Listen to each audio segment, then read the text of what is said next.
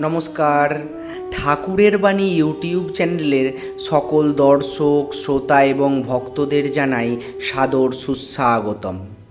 আজ আমরা এমন একটি বিষয় নিয়ে আলোচনা করব যা বহু ভক্তের মনে প্রশ্নের সৃষ্টি করে। বিষয়টি হলো, শ্রাদ্ধের অন্ন খেলে আমাদের ক্ষতি হয়, তাহলে আত্মীয় স্বজনের শ্রাদ্ধে গেলে আমরা কি করব? এই বিষয়ে শ্রী শ্রী মা সারদা দেবী অত্যন্ত সুন্দর এবং বাস্তবসম্মত নির্দেশ দিয়েছিলেন। তার সেই অমূল্য বাণী আজকের আলোচনার বিষয়বস্তু।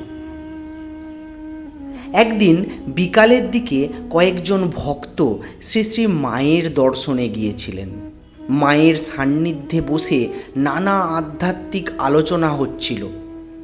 সেই সময় ভক্ত ললিতবাবু মাকে একটি গুরুত্বপূর্ণ প্রশ্ন করলেন।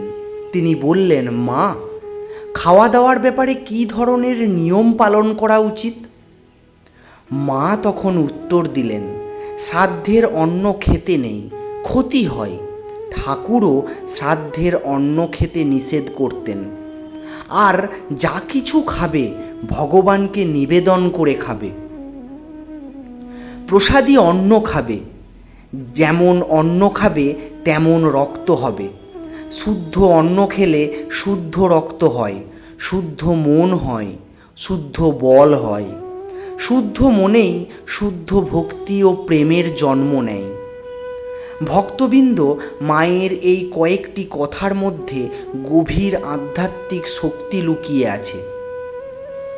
আমরা জানি, শ্রাদ্ধের অনুষ্ঠান মৃত ব্যক্তির স্মরণে এবং তার কল্যাণ কামনায় করা হয়। সেই উপলক্ষে যে অন্ন নিবেদন করা হয় তার সঙ্গে মৃত ব্যক্তির স্মৃতি, সংসার, সংসর্গ এবং সূক্ষ্ম মানসিক তরঙ্গ যুক্ত থাকে। সাধারণ চোখে আমরা তা দেখতে না পেলেও আধ্যাত্মিক দৃষ্টিতে এর একটি প্রভাব রয়েছে। শাস্ত্র ও মহাপুরুষদের বাণীতে বলা হয়েছে, খাদ্য শুধু শরীরকে নয়, মনকেও প্রভাবিত করে। আমরা যেমন খাদ্য গ্রহণ করি, তেমনি আমাদের চিন্তা, অনুভূতি ও মানসিক প্রবণতার ওপর তার প্রভাব পড়ে।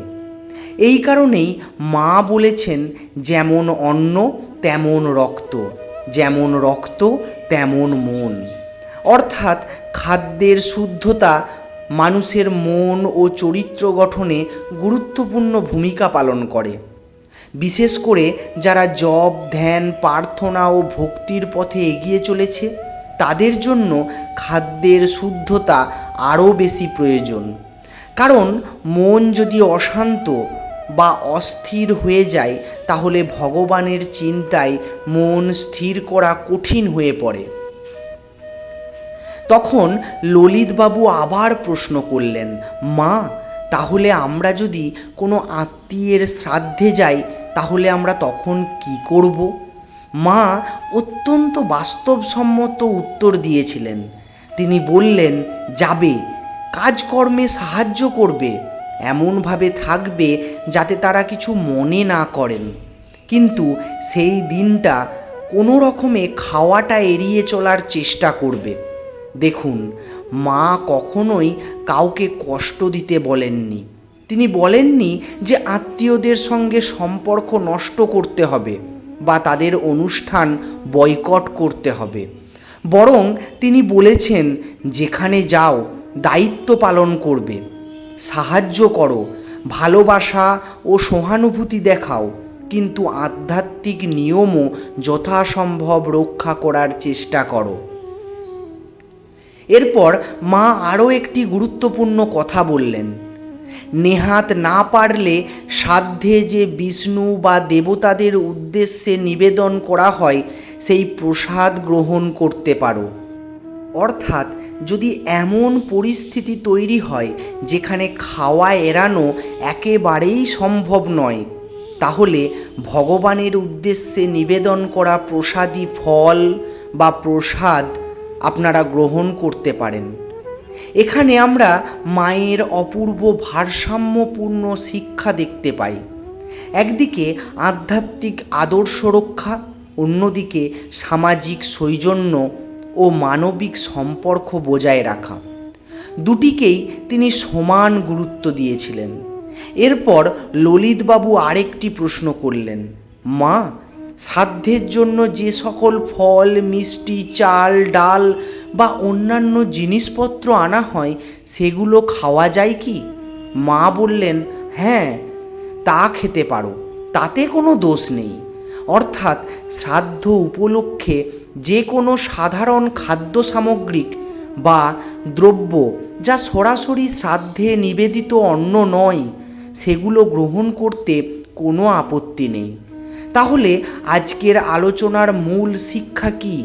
প্রথমত, শ্রাদ্ধে নিবেদিত অন্ন গ্রহণ না করাই ভক্ত জীবনের পক্ষে শ্রেয়।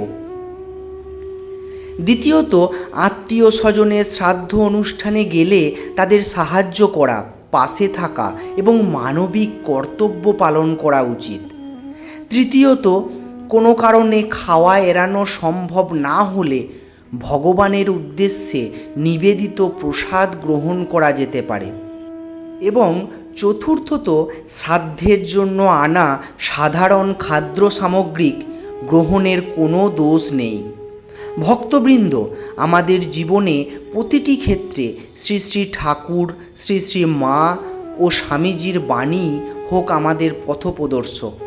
তাদের উপদেশ শুধু ধর্মীয় নিয়ম নয়, জীবনের প্রতি ক্ষেত্রে সঠিক ভারসাম্য বজায় রাখার শিক্ষা দেয়। আজকের আলোচনা আমরা এখানেই শেষ করছি।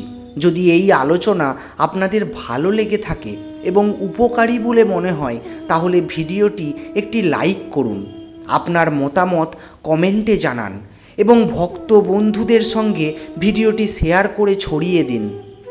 আর যারা প্রথমবার ঠাকুরের বাণী ইউটিউব চ্যানেলে এসেছেন তারা অবশ্যই চ্যানেলটি সাবস্ক্রাইব করে পাশে থাকুন। সকলের জীবনে শ্রী শ্রী ঠাকুর, শ্রী শ্রী মা ও স্বামীজির কৃপা বর্ষিত হোক। ভালো থাকুন, সুস্থ থাকুন, এই প্রার্থনা করি ঠাকুর মা স্বামীজির কাছে। ধন্যবাদ।